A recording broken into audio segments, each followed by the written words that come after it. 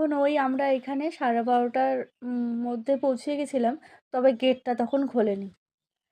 তো ভীষণই সুন্দর এই পার্কটা। আর যারা শিলিগুড়ির মধ্যে আছো তারা তো জানোই এই পার্কটা, তো আশা করি চেনো। তো ভীষণই ভালো। আমি এই ফার্স্ট টাইম এলাম এখানে। তো এর আগে আর এখানে আসা হয়নি, অন্য জায়গায় গিয়েছিলাম, তবে এখানে ফার্স্ট টাইম এলাম। তো ভীষণই ভালো লাগলো। আর আমার মেয়ে তো ভীষণই খুশি, মানে খুব খুশি ও।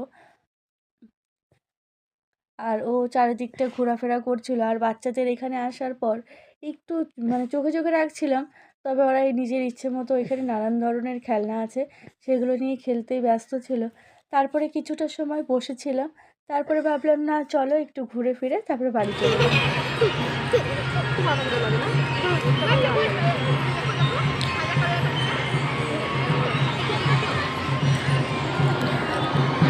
আর এখানে এই পার্কে ঢুকতে আমাদের মানে একজনের 15 টাকা করে লাগলো ঢুকতে। আর বাচ্চাদের ঢোকার আগেই আমরা কিছু চিপস চকলেট সেগুলো নিয়েছিলাম। তারপরে এখান থেকেও আমরা দুজনেই কিনেছিলাম। তো সব কিছুই কিনেছি, তো এখানে বসে বাচ্চারা সব খেলো। তো খাওয়া দাওয়ার পর তারপরে এই যে লাস্ট ফিনিশিং আমরা একটু ঘোরাফেরা করে আবারও বাড়ি চলে যাব। এখন 3টে বাজতে চললো। আর মেয়েকে না ওই লাল জামাটা খুলে ভেতরে এই জামাটা পরিয়ে নিয়ে এসেছিলাম, কারণ সকালে আজ তখন সোয়েটার পরাইনি, ডবল একটা জামা পরিয়েছিলাম। তো আমাদের মোটামুটি ঘোরাফেরা শেষ হয়ে গেছে।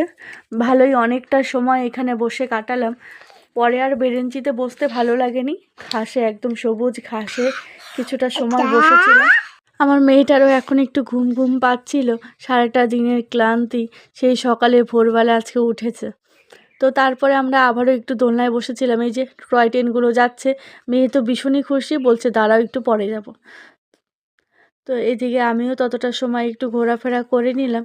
তারপরে কি আবার ওই একটু পর এসে দোলনায় বসছি। যখনই দেখছি দোলনাটা ফাঁকা, তখনই দুজন আমরা দৌড়ে এসে দোলনায় বসে পড়লাম। তারপরে এখান থেকে টোটো নিয়ে আমরা সোজা চলে যাচ্ছি রেল হাসপাতাল। 3-4টা টোটো পাল্টানোর পর তারপরে এই টোটোটা ঠিক হলো। মানে এত বেশি দাম চাচ্ছিল, মানে আমরা যত টাকা দিয়ে এসেছি, আমরা শিলিগুড়ি মানে কলেজের ওখান থেকে, শিলিগুড়ি কলেজের ওখান থেকে আমরা এসেছি 100 টাকা দিয়ে। আর মানে আমরা ছিলাম বাচ্চা দুজন আর আমরা বড়রা দুজন, আর মাম্মাম সোনা তো একদমই ছোট। তো এতটা দাম চাচ্ছিল, মানে কি বলবো। বাড়িতে এসে আর কি সারাদিনে তো হাবিজাবি খাওয়া হলো, ভাত টাত তো আর খাওয়া হয়নি। বাড়িতে এসে প্রথমে ভেবেছিলাম ডিম নিয়ে আসবো, তারপরে মনে পড়লো ওহো আমার না ফ্রিজে মাছ আছে, তো সেই মাছটাই তাড়াতাড়ি করে রান্না করলাম। আজকের ব্লগটা এখানেই শেষ করছি। বাই। এখন বাচ্চাদেরও খাওয়াবো আর আমি নিজেও খাবো।